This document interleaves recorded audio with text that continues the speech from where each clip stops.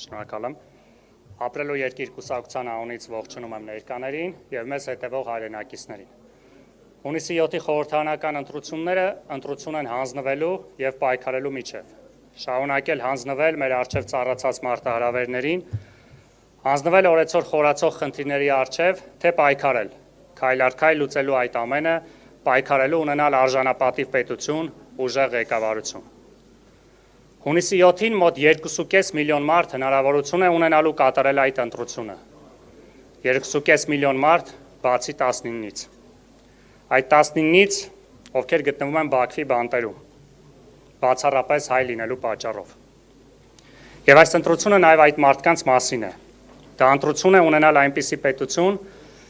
որտեղ հայ գեյների վերադարձը կդառնա անվիճելի առաջնահերթություն, ազգային արժանապատվության վերականգնան եւ արդար եւ կայուն խաղաղություն հաստատման կարևորագույն նախապայման։ Մենք համոզված ենք, որ Սամվել Կարապետյանը, ով ունի բացառիկ ներդրում Հայաստանի եւ Արցախի կյանքում, չի խնայելու ոչինչ մեր հայրենակիցների վերադարձի հարցում, եւ որպես ապագա իշխանություն, եւ որպես հայորդի, ում համար ազգային արժանապատվությունը եւ հայրենասիրությունը անձնական առաջնահերթություններ են։ Ռուբեն Վարդանը հաճախ ասում է.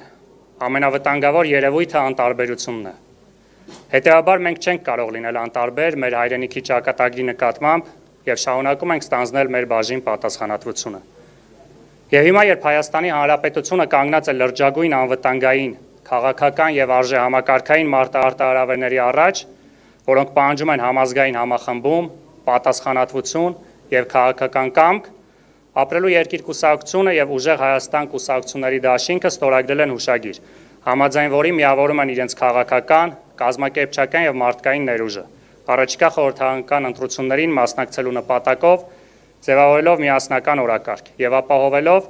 ապրելու երկիր կուսակցության մարզային թիմերի ակտիվ ներգրավումը ուժեղ Հայաստան կուսակցությունների դաշինքի շրջանակներում, վերջիններիս ընտրական ցուցակում ընդգրկվելու միջոցով։ Մեզ բարի երթ եւ հաղթանակ դեպի ապրելու եւ ուժեղ Հայաստան։